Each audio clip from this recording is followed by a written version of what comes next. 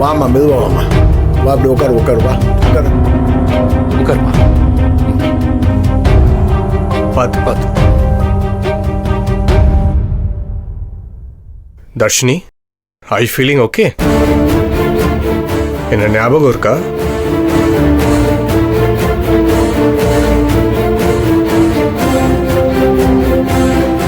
ஏப்பா தர்ஷினி, என்ன பாக்குற?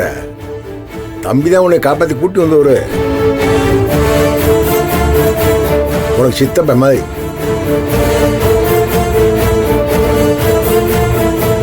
ஏன்பா ஏன் ஒரு மாதிரியா இருக்க? ஏமா ஈஸ்வரி, ஈஸ்வரி என்னங்க? ஏமா பிள்ளைய கூட்டிட்டு ஆஸ்பத்திரிக்கு போய் காட்டிட்டு வாயம்மா. ஒரு மாதிரியா இருக்கு. சார் சார் சார், அவசரப்படாதீங்க சார். தர்ஷினி வீட்டில இருந்து கொஞ்ச நாளைக்கு வெளில போகாம இருந்தாதான் நல்லது. சார், உங்களுக்கே தெரியும் நான் காரணம் இல்லாமல் எதையும் சொல்ல மாட்டேன். அண்ட் ஒன் மோர் திங், நீங்கள் எதுக்குமே கவலையே பட வேணாம். தர்ஷினி வந்தாச்சு, இனி அவளுக்கு ஒரு நல்ல லைஃப் நம்ம செட்டில் பண்ணி கொடுக்கணும். அதே மாதிரி கதிர் ஞானத்துக்கும் நம்ம பிஸ்னஸ் ஸ்டார்ட் பண்ணுறதுக்கு ஏற்பாடு பண்ணி கொடுக்கணும்.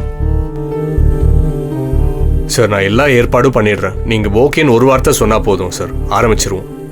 அதான் ஏற்கனவே சொல்லிட்டேன் தம்பி, ஏன் தள்ளி போட்டுக்கிட்டே போன? நாளைக்கே ஆரம்பிச்சிருவோம்.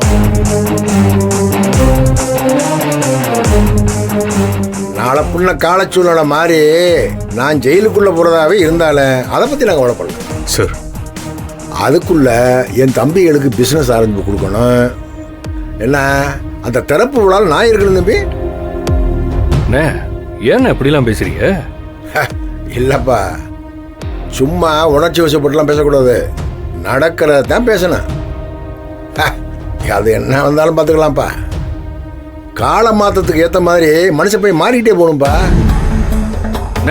இத்தனைக்கு காரணம் அந்த மெட்ராஸ் காரி தானே. அம்புட்டியும் பண்ணிட்டு நடு வீட்டில் வந்து உட்காந்துருக்கா. எதுக்கு நான் அவளை வீட்டுக்குள்ள விட்டீங்க? அம்மா தானே, பேசினா பேசிட்டு போட்டும் விடுங்க. இந்த ஜனனியெல்லாம் இதுக்கப்புறம் இந்த வீட்டுக்குள்ள விட்டு வைக்க முடியாதுண்ணே. கதிர், ஒரு நிமிஷம். நந்தினி அணி, நீங்க தர்ஷினியை கூட்டு உள்ள போங்க. அவ கொஞ்சம் ரெஸ்ட் எடுக்கட்டும், சோர்ந்து போயிருக்கா.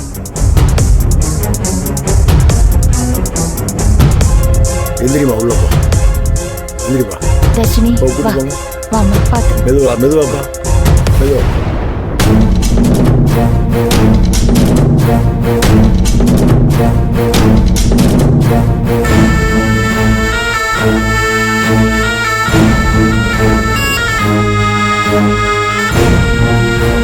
கதிர், அவசரப்படாதீங்க கதிர்.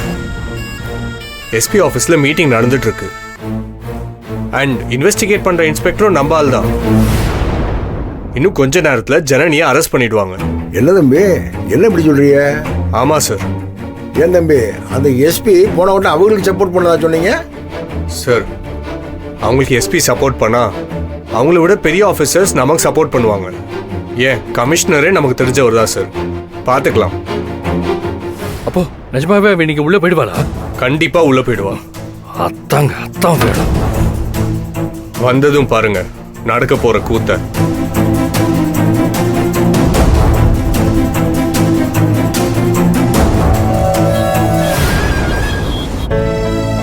இங்க பாருங்க, இங்க தெரியுது இல்ல? இது கருப்பா சின்ன பொட்டு வச்ச மாதிரி தெரியுது. இதுதான் குழந்தை. இதுவா என் பேர புள்ள? இம்புட்டு சின்னதா இருக்கு. இப்போ இந்த சைஸ்ல தான் இருக்கும். ஆனா ஹார்ட் பீட்லாம் வந்துருச்சு சொன்னாங்கல்ல. கடவுளே, கடவுள் படைப்பே பெருசு இல்லடி. இம்புட்டு சின்ன உசுறு,